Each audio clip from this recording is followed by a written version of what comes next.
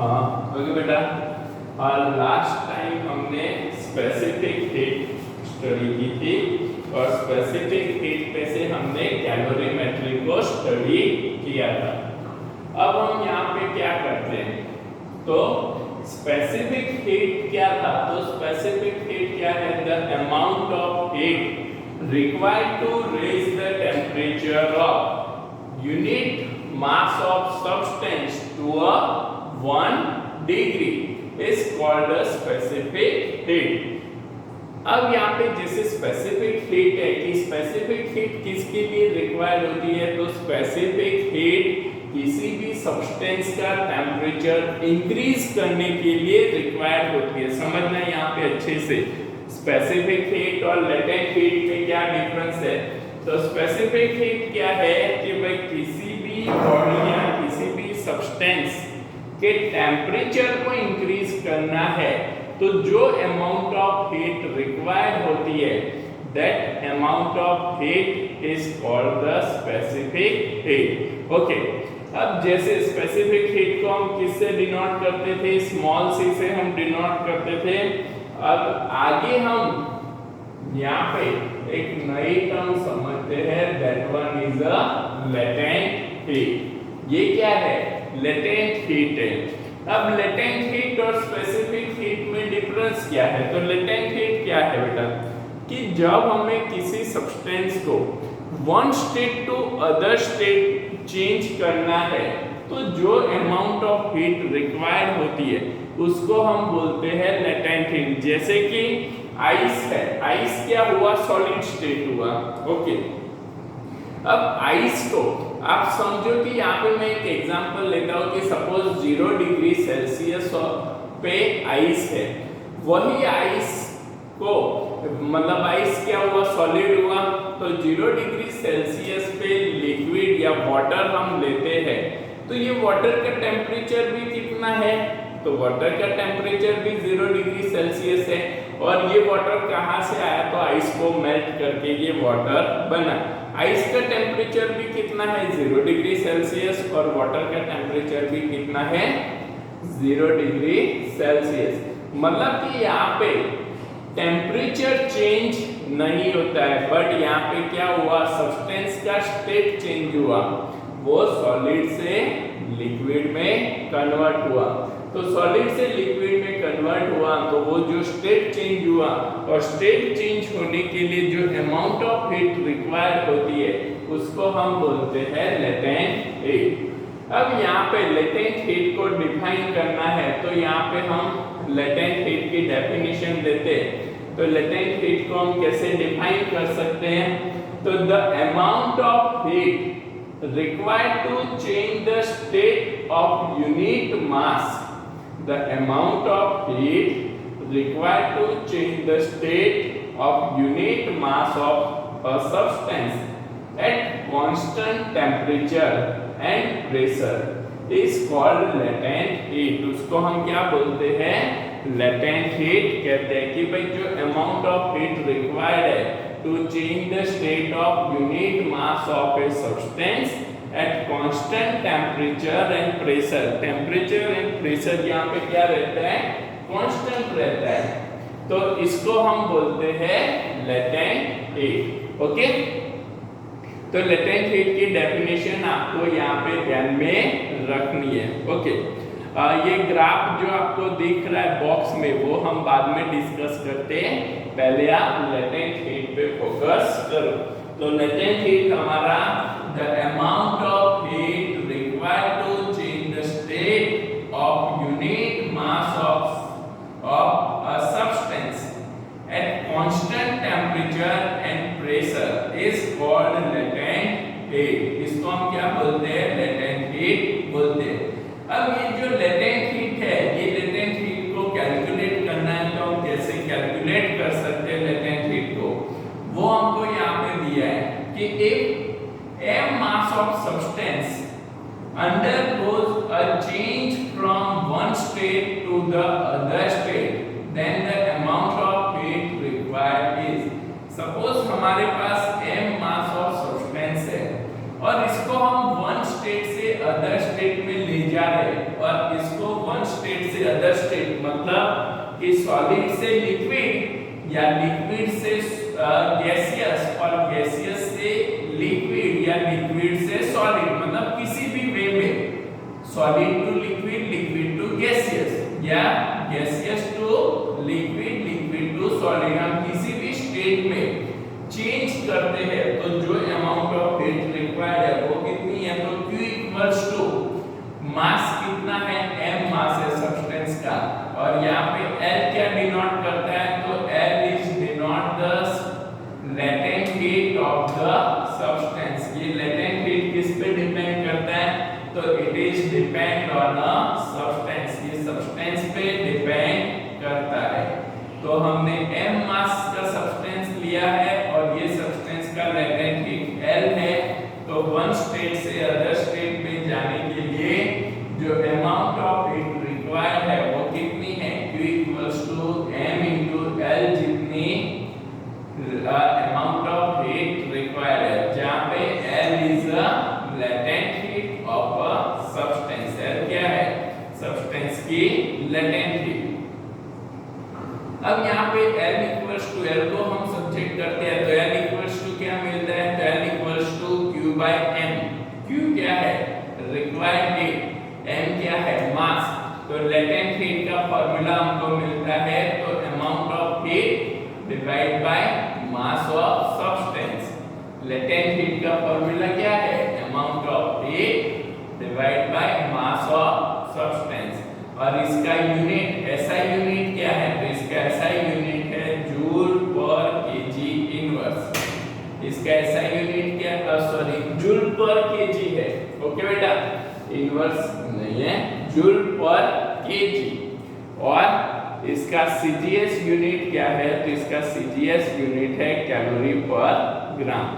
CGS unit क्या है, calorie पर ग्राम, ओके। तो यहाँ पे आप ये ग्राफ और ये लेटेंट हीट की डेफिनेशन और ये फॉर्मूला कॉपी में नोट डाउन कर लो, आपके पास 5 मिनट है, ये कॉपी कर लो, तो हम आगे फिर और डिस्कस करते हैं।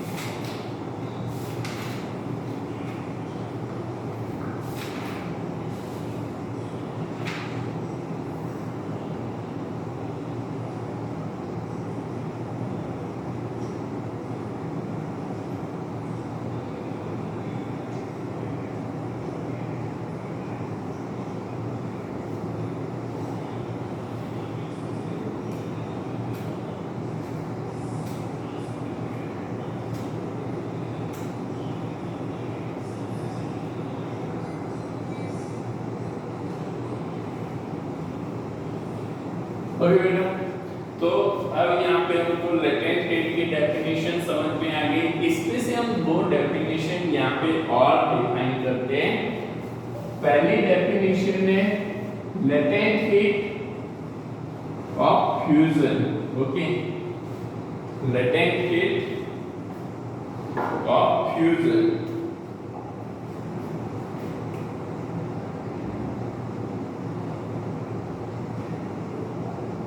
latent heat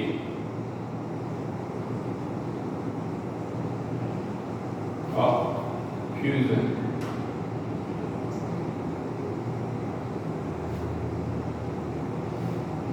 तो latent heat of fusion, fusion मतलब क्या होता है कि भाई जो सॉलिड टू लिक्विड कन्वर्ट होता है, कि जब सॉलिड स्टेट से लिक्विड स्टेट में कोई भी सब्सटेंस कन्वर्ट होता है तो उस प्रोसेस को हम क्या बोलते हैं, फ्यूजन बोलते हैं। ओके, तो यहाँ पे फ्यूजन मतलब क्या हुआ कि when the substance convert into solid state to liquid state, the amount of heat required is called the latent heat of fusion। इसको हम क्या बोलेंगे, latent heat of fusion। अब ये जो लेटेंट हीट ऑफ फ्यूजन आप 0 डिग्री सेल्सियस पे देख रहे हो, 0 डिग्री सेल्सियस पे क्या होता है, तो आइस होता है, वो 0 डिग्री सेल्सियस का आइस यहाँ पे कन्वर्ट होके 0 डिग्री सेल्सियस के वाटर में कन्वर्ट होता है। तो 0 डिग्री सेल्सियस का आइस 0 डिग्री सेल्सियस के वाटर में कन्वर्ट होने के लिए कितनी अमाउंट ऑफ हीट रिक्वायर्ड होती है, 80 किलो कैलोरी पर केजी। 80 किलो कैलोरी पर केजी जितनी अमाउंट ऑफ हीट रिक्वायर्ड है कि लिक्विड मतलब आइस को वाटर में कन्वर्ट होने के लिए, जिसको हम जूल में अगर कन्वर्ट करें तो ये जूल में कितनी होती है, 3.33 into 10 की पावर 5 जूल पर केजी। तो हम यहाँ पे लेटेंट हीट को डिफाइन करते हैं, तो लेटेंट हीट ऑफ फ्यूजन को डिफाइन करते हैं, तो ये क्या होगा, तो the amount of heat required to change the state of unit mass. तो कैसे डिफाइन करेंगे, the amount of heat required to change the state of unit mass of a substance from solid to liquid at its melting point is called latent heat of fusion। इसको हम क्या बोलते हैं, latent heat of fusion। तो इसको define करते हैं, the amount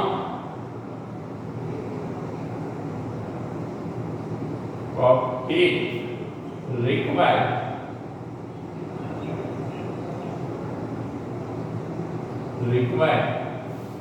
to change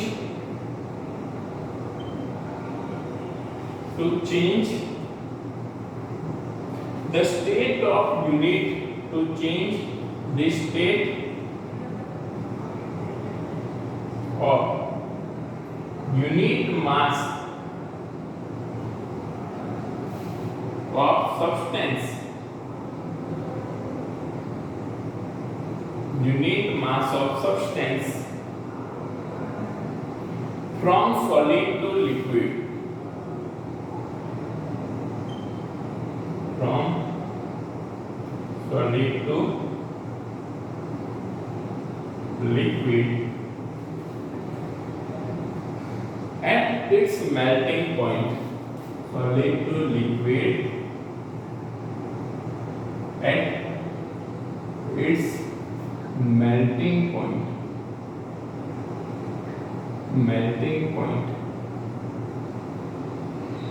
is called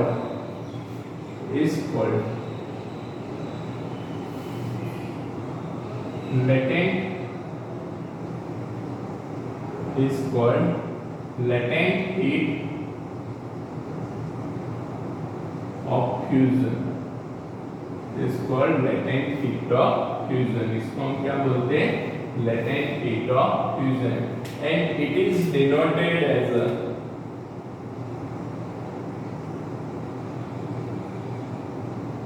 is denoted as L suffix F. कैसे डिनोट करते हैं?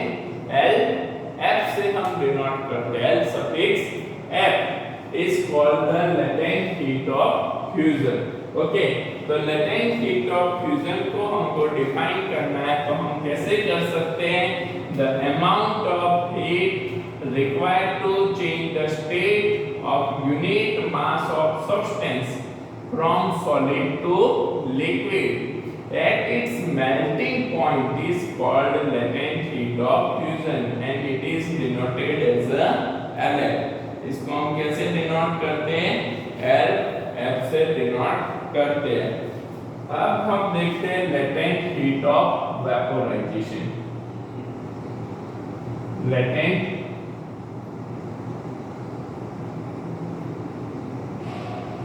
heat of vaporization.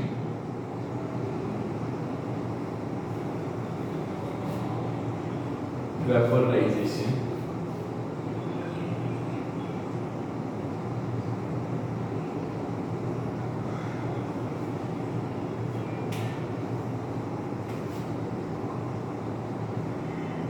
तो latent heat of vaporization भी फ्यूजन की तरह ही डिफाइन होगा. The amount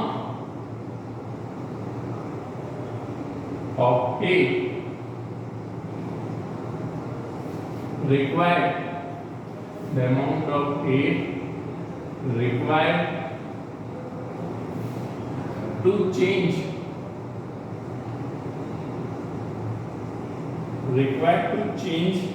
the state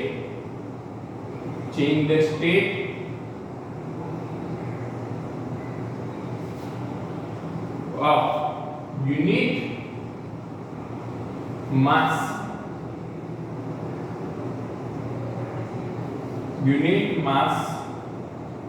of substance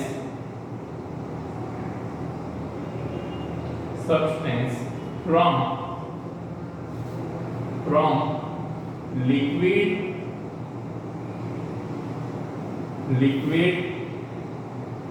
to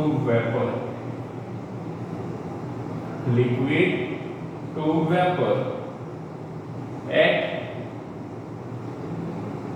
its boiling point is called latent heat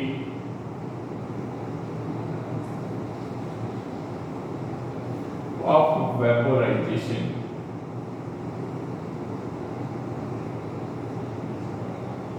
Latent heat of vaporization.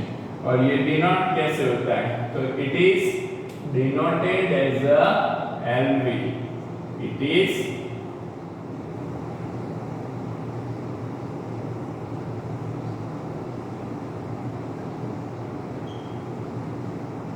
as a LV.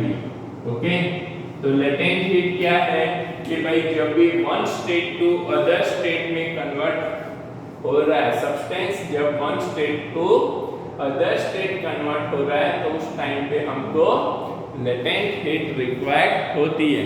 तो जब solid to liquid होता है उस लेटेंट हीट को हम बोलते हैं लेटेंट हीट ऑफ फ्यूजन, और जब लिक्विड टू वेपर कन्वर्ट होता है तो उस हीट को हम बोलते हैं लेटेंट हीट ऑफ वेपोराइजेशन. तो ये दोनों हीट आपको ध्यान में भी रखनी है. हमको यहाँ पे वाटर के लिए दिया है, तो वाटर के लिए LF हमारा क्या होगा 80 किलो कैलोरी पर केजी, एंड वाटर वेपर के लिए ये होगा 540 किलो कैलोरी पर केजी. ये क्या है? तो वाटर जब वेपर में कन्वर्ट होता है तो कितनी हीट रिक्वायर्ड होती है? 540 किलो कैलोरी पर केजी. तो हर एक डिफरेंट सब्सटेंस के लिए हमको यहाँ पे डिफरेंट हीट मिलती है, जो हमको यहाँ पे ध्यान में रखना है. ओके,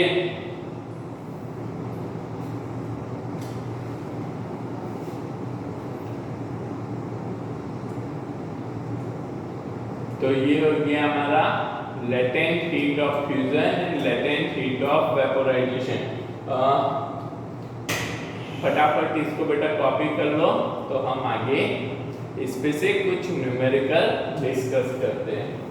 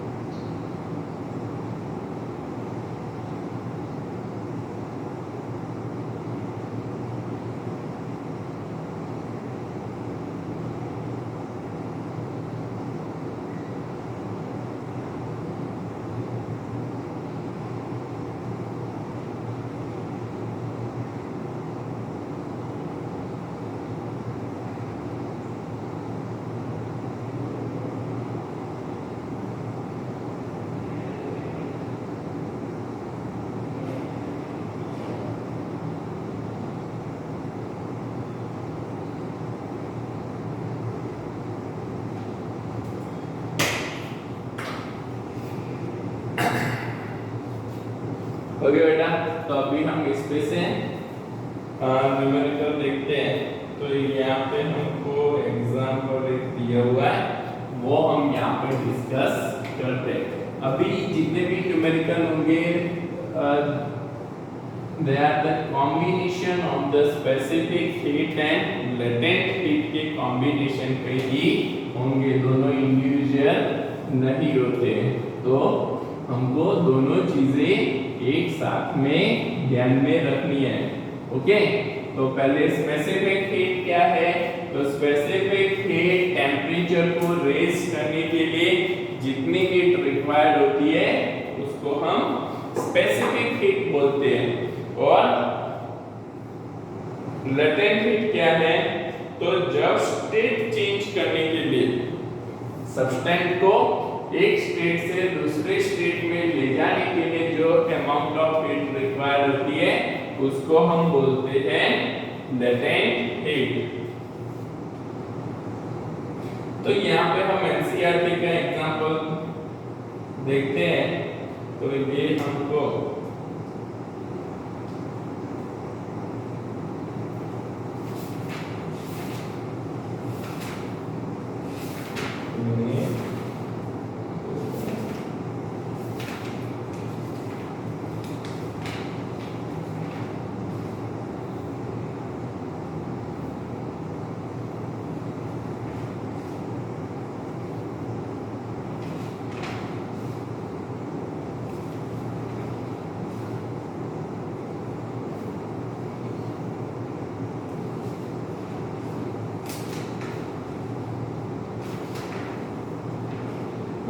ओके, एग्जाम्पल 5 है 11.5। ओके, एनसीईआरटी का एग्जाम्पल 11.5 हम यहाँ पे समझते हैं। तो पहले मैं स्टेटमेंट पढ़ लेता हूँ जिससे आपको आइडिया आ जाए। तो a sphere of aluminium of 0.047 kg is placed for sufficient time in a vessel containing boiling water so that the sphere is at 100 degrees Celsius. It is then immediately transferred to 0.14 kg copper calorimeter containing 0.25 kg of water at 20 degrees Celsius.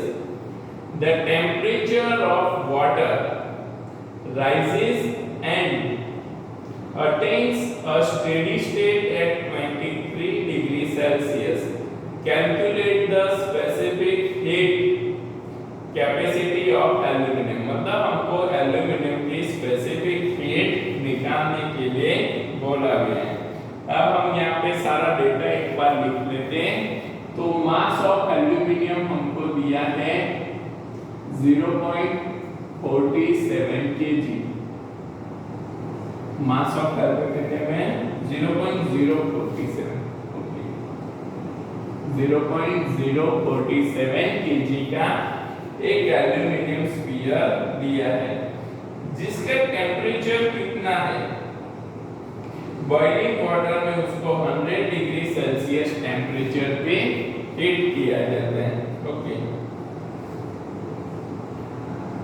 फिर यहाँ पे हमको copper का mass of copper दिया है। Mass of copper जो calorimeter है उसका मास हमको दिया है 0.14 kg। 0.14 kg and mass of water वो हमको दिया है 0.25 kg। 0.25 kg। ओके, हमको यहाँ पे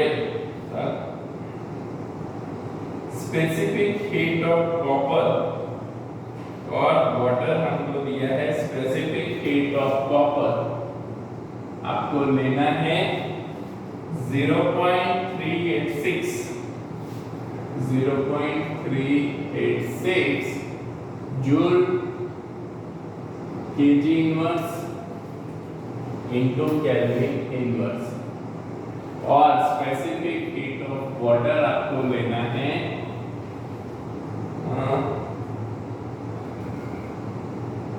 4.18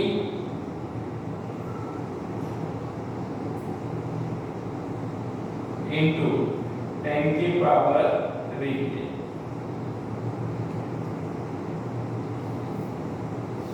4.18 into 10 की पावर 3। ओके, ये भी है 10 की पावर 3 है।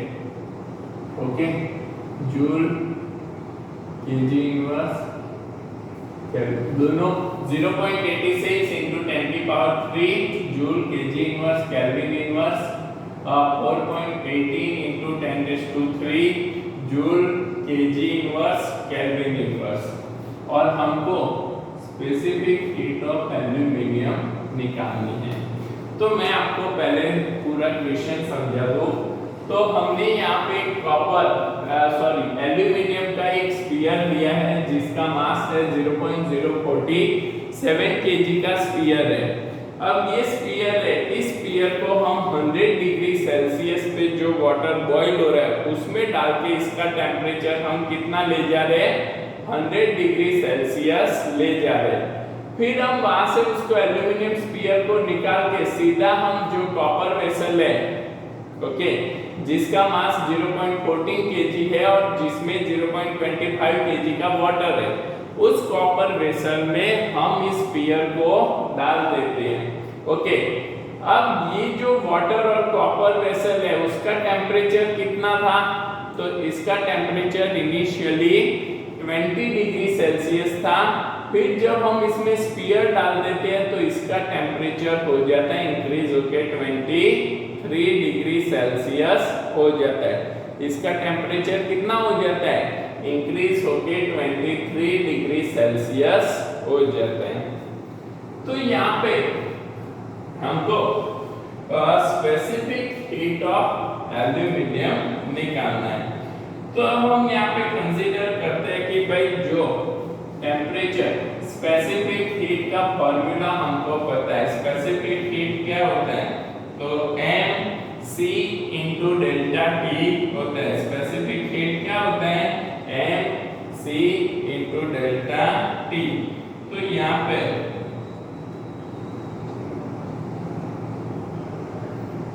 सॉरी, स्पेसिफिक हीट क्या है? Heat lost. तो यहाँ पे क्या होगा? तो जो एल्यूमिनियम स्फीयर है, एल्यूमिनियम स्फीयर क्या कर रहा है? हीट को लॉस कर रहा है। तो heat lost by the aluminum sphere, aluminum sphere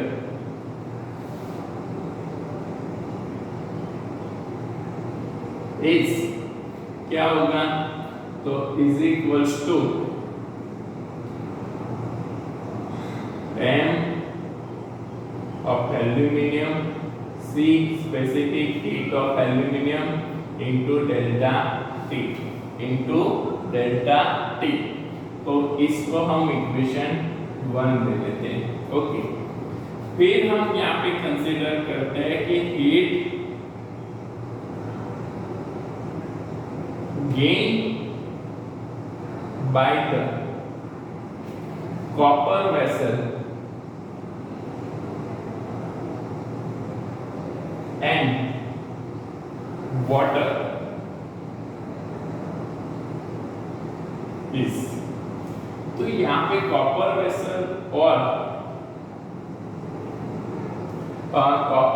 और वाटर दोनों कैसे कंबाइंड है और दोनों कंबाइंड ही हीट को गेन करते हैं। इसलिए m copper, c copper, delta T plus combinedly gain करते हैं।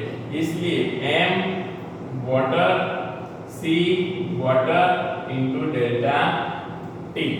ओके, जिसको हम फॉर्मूला 2 दे देते हैं। ओके, तो हमको यहाँ पे heat loss by the aluminium sphere and heat gain by the copper vessel मिल गया। अब हमको पता है according to the calorimetric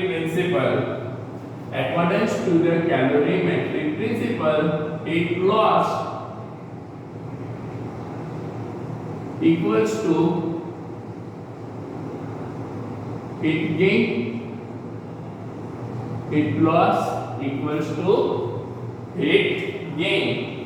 तो यहाँ पे जितनी हीट लॉस हो रही है उतनी ही हीट क्या कर रहा है? दूसरा सब्सटेंस यहाँ पे गेन कर रहा है। ओके, तो यहाँ पे हम दोनों इक्वेशन को, इक्वेशन 1 क्या है? हीट लॉस, और इक्वेशन 2 क्या है? Heat gain. तो दोनों को हम यहाँ पे लिखते हैं। तो m aluminium, c aluminium into delta T equals to यहाँ पे डेल्टा T दोनों का टेम्परेचर क्या है? तो भाई दोनों का, कॉपर और वाटर का कंबाइंड टेम्परेचर इनिशियल 20 था। फिर जब हम उसमें स्फीयर को डाल देते हैं तो इसका टेम्परेचर हो जाता है 23 डिग्री। मतलब दोनों का टेम्परेचर तो इक्वली चेंज होता है। तो m copper equals to c copper plus m water equals to c water. Temperature को हम अलग ले लेते हैं। अब यहाँ पे इसकी वैल्यू पुट करते हैं, तो एल्यूमिनियम 0.047, ओके, सी एल्यूमिनियम निकालना है, सी एल्यूमिनियम हमको क्या करना है, निकालना है, इनटू भाई कॉपर स्फीयर का टेम्परेचर क्या हो रहा है, तो कॉपर स्फीयर का टेम्परेचर 100 डिग्री पे था, उसमें से उसका टेम्परेचर वेरी होके कितना होगा, तो 100 और कंबाइंड जो सिस्टम है उसका टेम्परेचर कितना हो रहा है 23, इसलिए 100